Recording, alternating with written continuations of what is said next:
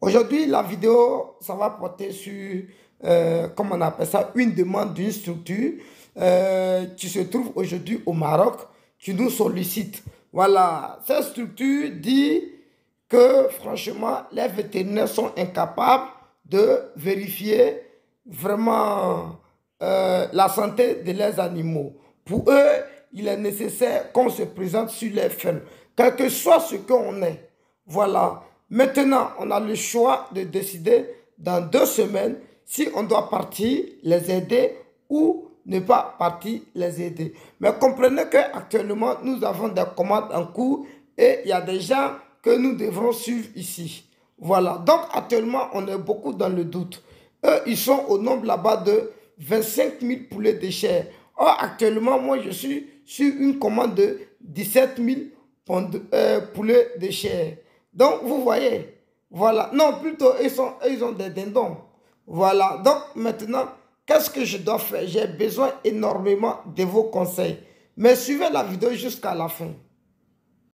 Je pense que vous n'avez pas encore payé la formation. Ce n'est pas tout le monde qui a déjà payé la formation. Mais je vais essayer de vous dire réellement quelles sont les causes de la mort de certains poulets. Regardez bien.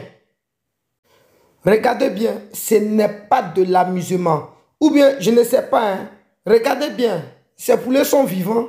Non. Ces poulets sont morts? Oui. Pour quelle cause? Ça, il s'agit des poulets de chair. Ok. Ici, il s'agit de poussins, chair. Ça, c'est COP 500 blanc. Je dis bien COP 500 blanc. Savez-vous pourquoi ils sont morts? Non. Vous avez des explications? Si oui, mettez ça dans les commentaires. Ici, nous avons des pondeuses. Regardez ce type de pondeuse. Quelqu'un va miser dans la ferme d'une pondeuse et voici le résultat. Alors, quel conseil vous pouvez lui donner? Ok. Maintenant, regardez cette ferme. Ça, c'est une ferme qui est modernisée. Je dis bien une ferme modernisée. Ça veut dire que ces fermes regorgent des grands vétérinaires. Et je vous affirme que les vétérinaires étaient... Donc, ces vétérinaires étaient incapables de lutter contre les différentes maladies qui peuvent décimer toute la bande d'élevage. Et c'est ce qui s'est passé ici. C'est pourquoi je vous dis toujours, partez sur ceux qui ont une pratique sur le terrain et non ceux qui ont ce que je vais appeler la théorie. Ils sont dans leur bureau, ils vous disent les choses. Non, partez plus avec ceux qui sont sur le terrain. Eux là, il y a des vétérinaires certifiés. Hein. Regardez ce type de ferme. Ça, c'est une grande fortune ils ont mis dedans. Mais voici le résultat.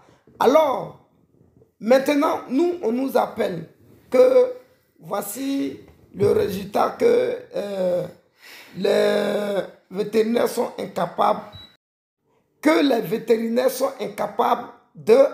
d'éradiquer le fléau. Alors, tous les poulets sont déjà morts. Nous, on va le faire quoi maintenant? C'est comme si on dit médecin après la mort ou bien la mort après le médecin. Qu'est-ce qu'on va faire? Au départ où ils étaient en bonne santé, si nous, on leur conseillait de rester avec nous, par exemple, étant en collaboration avec les vétérinaires, ils allaient voir que c'était des doubles dépenses et ils ont accepté de marcher avec les vétérinaires parce que eux, ils ont un diplôme. Parce que d'après eux, ils ont une formation dans le milieu vétérinaire. Mais voici les résultats. C'est normal? Dites-moi. C'est normal? Tous ceux qui pensent que c'est normal, vous écrivez dans les commentaires.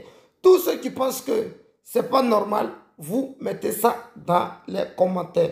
Nous souffrons énormément pour investir dans le milieu de l'élevage.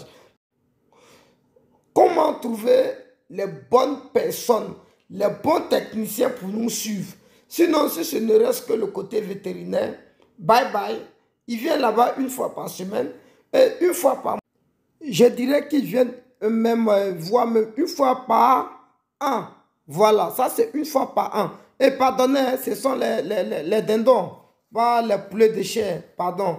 Voilà. Maintenant, voilà. Donc maintenant, la structure nous a fait appel d'aller. Ça c'est au Maroc, hein. Ils nous ont fait appel d'aller au Maroc. Donc on a jusqu'à 2 semaines pour décider. Dites-nous, je dis à tous mes étudiants de partir ou de rester et puis travailler avec vous. Ou bien de partir, aller travailler avec eux. Mais sachant que pour eux, c'est déjà gâté. Mais ici, moi, je ne veux pas laisser mes étudiants et puis partir. Donc, je suis dans le doute. Soit on envoie une équipe là-bas et soit on laisse une équipe ici. Donc, on a besoin de vos conseils.